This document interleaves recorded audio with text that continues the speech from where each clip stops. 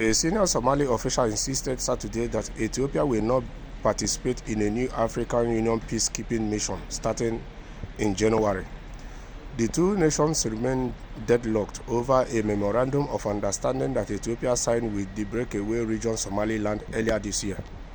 Truth be told, these kind of missions have occurred in several African countries. But at the end of the day, what did this peacekeeping mission, be it UN peacekeeping, European peacekeeping, did they really bring peace? The answer is no.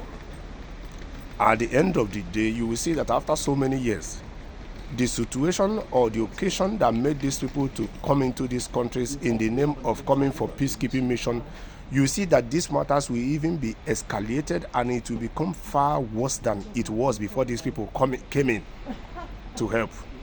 Because these are not really help. These people are just coming for their own benefits. Because truth be told, any country where there is nothing to benefit, these people will not be sending their soldiers, they will not be spending their taxpayers' money in the name that they are going for a peacekeeping mission. So at the end of the day, it is just all about interests.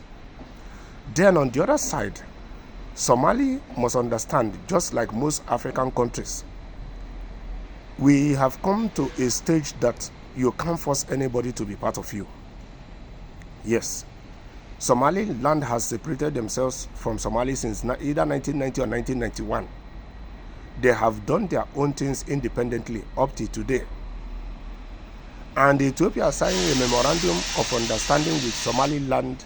Ethiopia is just looking out for itself to have access to sea, to be able to export or import goods and services, to be able to develop their country, to be able to make life infrastructure, build infrastructures, make facilities much easier for their people.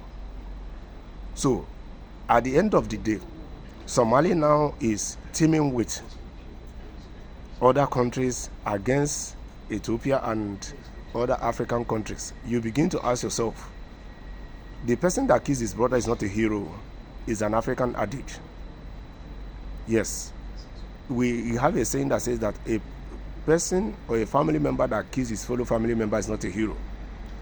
It is high time we Africans, we come down from our egos, overcome these external forces, external influences, these people outside the shores of Africa that are not Africans, that are trying to jam our heads together just for their own interests, just for their own benefits. The earlier we are able to overcome all these evil forces, the earlier we as Africans understand the power of unity that existed among our people. We understand the power of the united front our people have exhibited in the past that made them to stand by each other and support each other to get their independence. The earlier we understand the power of unity, the earlier we understand the power of brotherhood, the earlier we understand the power of statehood, that it is only then we will start trading on the path of patriotism.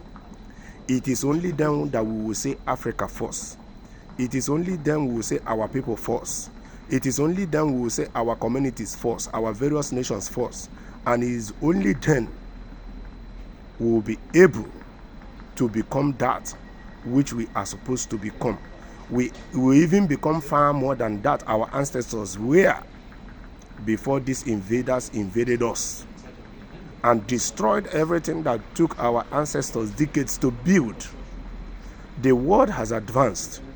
If only we Africans can unite ourselves, stand by each other side by side, represent African interests, represent each other's interests, you will see that Africa will emerge far more than it was. We will achieve far more than our ancestors achieved.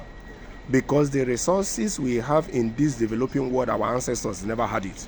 But the little they had, they were able to achieve so much that the Europeans copied them, learned from them, and tried to demonize them to promote their own. So, united we stand, and divided we fall.